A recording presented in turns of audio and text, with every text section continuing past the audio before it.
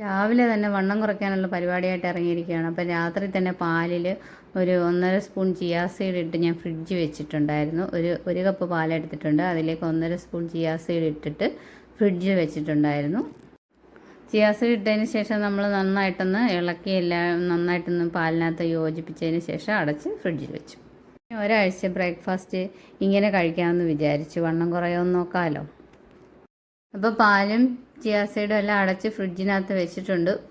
ആദ്യമായിട്ടാണ് chia seed വണ്ണം കുറയ്ക്കാൻ കഴിക്കാൻ പോകുന്നത് ഇങ്ങനെ ബ്രേക്ക്ഫാസ്റ്റായിട്ട്. അപ്പോൾ രാവിലെ നമ്മൾ ഫ്രിഡ്ജിൽ നിന്ന് എടുത്ത് വെളിയിൽ വെച്ചിട്ടുണ്ടായിരുന്നു. എന്നിട്ട് നന്നായിട്ടൊന്ന് ഇളക്കി. വണ്ണം കുറയുമോ എന്നറിയില്ല, ഒരാഴ്ച ഇങ്ങനെ കുടിച്ചിട്ട് ഞാൻ നിങ്ങളുടെ റിസൾട്ട് പറയാം.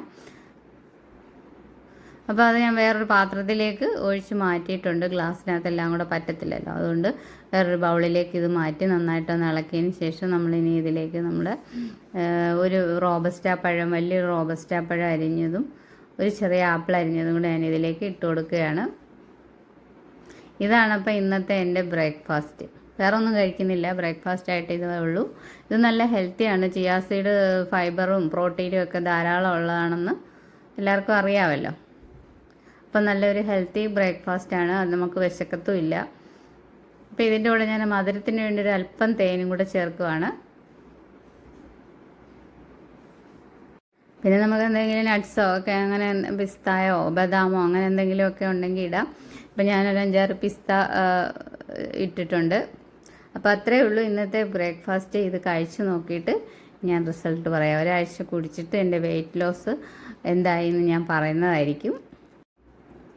കുടിച്ച് നോക്കിയിട്ട് വലിയ രുചിയൊന്നും എനിക്ക് തോന്നിയില്ല. പിന്നെ മധുരം കുറവാണ്. എനിക്ക് എപ്പോഴും ഞാൻ അധികം മധുരം കഴിക്കുന്ന ആളാണ്. അപ്പം മധുരമൊക്കെ ഞാൻ കുറച്ചിരിക്കുകയാണ്. ഒരല്പം തേനല്ലേ ഒഴിച്ചുള്ളൂ, അതുകൊണ്ട് വലിയ മധുരമൊന്നുമില്ല, വലിയ രുചിയൊന്നുമില്ല. പിന്നെ പഴത്തിൻ്റെയും ആപ്പിളിൻ്റെയൊക്കെ ഒരു ഇതും പാലിൻ്റെയൊക്കെ ഒരു ഇതൊക്കെ ആയിട്ട് അങ്ങ് അഡ്ജസ്റ്റ് ചെയ്ത് അങ്ങ് കഴിച്ചിറക്കി. അപ്പോൾ ഇത്രയേ ഉള്ളൂ.